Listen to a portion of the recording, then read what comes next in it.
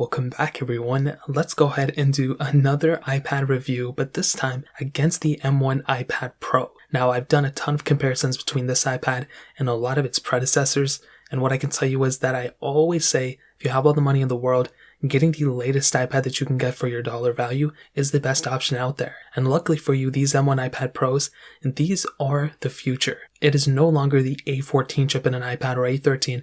It is now the M1 chip being the best chipset maybe of this year, of this era, and the iPad Pro now supports it. So luckily for you, with these iPad Pros, they have a lot of capability because of that M1 chipset. And this is massive. There's still a lot of things that Apple needs to work out, but this iPad in and of itself, whether you get the 11-inch model or the 12-inch model, these are solid iPads to pick up, and I am a humongous fan of them. So without a doubt, if you want to pick these things up, links will be down in the description. You can get them from there and help support the channel at the same time. Now, starting off with the body, we always have to start here. You have that beautiful 11-inch panel on the front, and it's a great panel, whether you have the 11-inch model, but especially if you have the 12.9-inch model. This is a crazy good looking panel for both. I've seen both, I felt both. The 12.9-inch model definitely takes the cake, but the 11-inch model is still for the value per dollar, and also for the 120 Hz that you get on both. These are solid things, and I'm actually a humongous fan of them. The bezel around it is almost exactly the same as the 3rd gen iPad, so there's really not that big of a difference there. Face ID seems about the same too,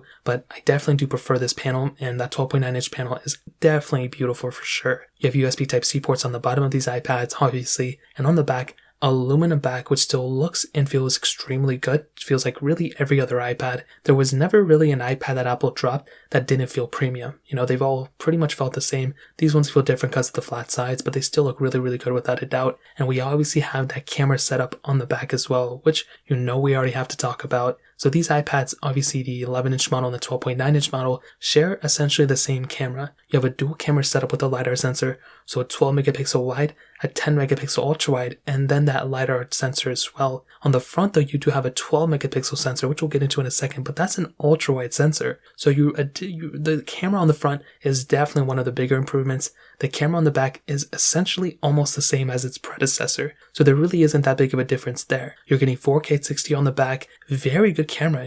It's almost the same thing as the iPhone 11 camera meeting an iPhone 12 Pro camera, with that LiDAR sensor. You're getting M1 chipset, you're getting the optimizations with the M1 chipset, so that's another pretty big advantage, but it's a very good camera. There really isn't too much to complain about. On the front though, I think this is where the biggest difference is. You do have that ultra wide sensor, so now you have the opportunity of essentially getting more in a photo. And this is one of those things that I hope Apple brings to their iPhones. There's not a lot of times where I look at an iPad camera and hope the iPhones get it, but this is one of those areas. I really do hope that the next iteration of iPhones have an ultra-wide sensor on the front, just like the iPad Pro, with the M1 chip has, so we can go and get more subjects in a photo. You can do 1080p at 60 on the front, but another amazing feature of this iPad Pro is the face tracking feature. So within FaceTime, if you actually call people, and now within Zoom as well, the camera with its ultra-wide sensor will now actually pan over to wherever your face is. So if you have your camera set up on a kitchen top counter or whatever like that, the iPad will go ahead and actually track your face,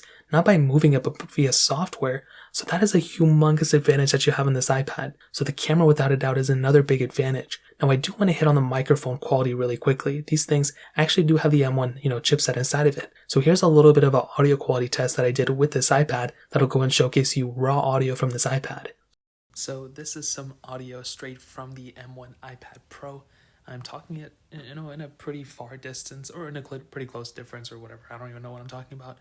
Essentially, I can't really hear what this audio sounds like right now, but what I can tell you is that based on the voice memo, like the up-down track, like it visualizes my voice, it actually does look like it's picking up fairly well on my iPhones and even previous iPads. It didn't really look too good. In this case, it actually looks pretty decent, so I guess when I do my audio for my full review, I can listen to this back, but it seems like it's pretty decent. Hopefully it's the same thing as my M1 MacBook Pro, which was actually really, really good, but this is just a sample. I did not, increase this audio. This is exactly what it sounds like when you're recording it on your iPad, but most of the time I'm pretty sure everyone's going to go ahead and, edit it up some way. So that's essentially it. So now that we're back, what I can tell you with this microphone quality is that it's very solid. It's a pretty decent, audio quality in terms of an iPad. I think my M1 MacBook Pro may be a little bit better, but I can definitely tell you it's better than my M1 iMac. these microphones are actually pretty decent, and I may actually film a video just on this microphone, just like I've done with the M1 MacBook Pro. It's a very decent sensor for sure. Now moving on to another amazing area of these iPads is the software. iPadOS 15 is right around the corner, so we're about to get a massive update for these, iMacs, MacBooks, iPhones, iPads. But iPadOS 15 is set to be one of the biggest improvements with the iPad, and I'm really looking forward to it. I think it's about to be really awesome. A huge thing to consider though is that currently there's still some software things Apple needs to fix. There's no widgets we can place on the front of these things, so it's pretty bland. Also on top of this, the max amount of RAM that an app can use is 5 gigs of RAM. These things have much more than 5 gigs of RAM, so hopefully the next iteration of iPadOS actually allows more capability in that sense. But these iPads are lasting for a very long time, so whether you get it this year or next year or the year after, these things are going to last forever. You can get these things for like 6-7 years and still be perfectly fine. Look at the 3rd gen iPad Pro. That thing is still a champ, and that thing came out like in 2018. It's been like 3-4 years since then, so it's a very solid options for both. But I really do like the M1 iPad Pro for sure. Battery life is another humongous area for these iPads. I found that they are about the same. To be honest, I hate to say it, they're about the same as my previous gen, the iPad Pro 4th gen. You do have obviously a better screen on the 12.9-inch iPad Pro, so that may take a little bit of a toll on the battery life, but I think as a whole, it's really not that bad, and I'm actually pretty much of a big fan of these specific, battery lives. They actually last a long time. My 3rd gen iPad Pro kind of dies pretty quickly, but my M1 iPad Pro is a very good battery life for sure. Now ending it off with the performance, these things, as you guys probably didn't know yet, has the M1 chipset inside of it, but you also have a couple different variants of these things as well. You have the base 8 gig of RAM option. So the base 2 models have 8 gigs of RAM, or the base 3 models, whatever, but they go up to 16 gigs of RAM for all the models. So that is an insane amount of depth and breadth that you have for these amount of iPads. I mean, whether you want the, bottom tier iPad or the top tier iPad, even if you get the base tier iPad, that is a ton of RAM. That is so much RAM that I don't even know what you're going to do with it, to be honest, because a lot of these iPads still only tap out at 5 gigs of RAM. All these iPads can only utilize 5 gigs of RAM for their apps. So whether you get the 8 gig or 16 gig, it'll allow you to hold more apps in the background, but the sheer performance of a single app on your display is not going to be affected until iPadOS 15 comes out and hopefully fixes this. That's another pretty big thing to keep in mind. The performance of these M1 iPad Pros though have been amazing. They're very smooth, very fast, almost instantaneous, speed improvements and all that stuff. But I will tell you, I did test my M1 iPad Pro against my iPhone 12 with an A14 bionic chip inside of it, and I found there to be a lot of, similarity. There wasn't really a crazy amount of difference. And I hate to say that because the M1 iPad Pro should have been like the fastest thing in the world. It's faster, but it's not really a crazy amount. Like my iPhone 12 was beating it in some cases. I wish that really wasn't the case, but we really don't have anything else to, go aside. The RAM portion of it though is definitely far better on the M1 iPad Pro. Not only did I find the apps, still maintaining, in the background of the M1 iPad Pro, but the speed in which they opened up in terms of the multitasking was a pretty big difference. I've always found with my iPhones, there's a little bit of like a glitch when I click on an app.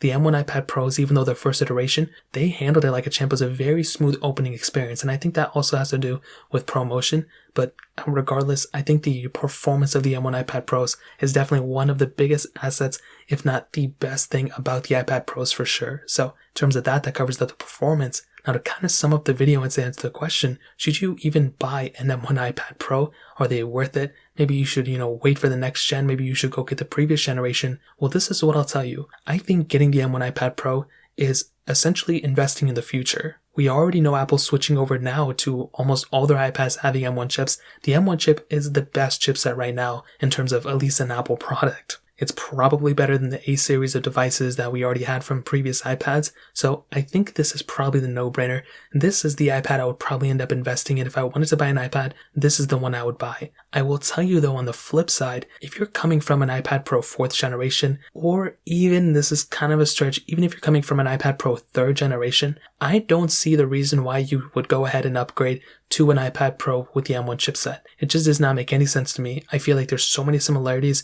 Visually, they look almost exactly the same, unless you're getting that 12.9-inch iPad Pro with the M1 chip and it's crazy with a Super Retina XDR, display. I think unless you're getting that one, I think you're really not going to see too many crazy improvements just yet going from the iPad Pro 3rd gen or 4th gen to the M1 iPad Pro. The bigger differences are going to be things in like longevity, how long the iPad lasts in terms of software. Battery life may be a little bit of an improvement on the M1 iPad Pro. Even the RAM is going to be a big improvement, but the camera is one of those things that's probably the biggest improvement out of all these things. I think once we come later down the line, that's when we're going to see, more of these improvements and more of these changes. But I think if you have all the money in the world and get the M1 iPad Pro, it's a solid machine. But if you're coming from one of the 2 previous iPad Pros, the iPad Pro 4 or iPad Pro 3, I would probably recommend staying there. I probably wouldn't recommend buying the M1 iPad Pro at that point, but either or, that's pretty much it. Like I mentioned, if you want to pick up either one of these, links will be down in the description. Hit the like button, that would mean so much, but definitely hit that subscribe button. Every single subscriber that we get really does count, so it means so much if you guys can hit that. Also check out the other links down in the description as well. More importantly, everything else, I love every single one of you guys.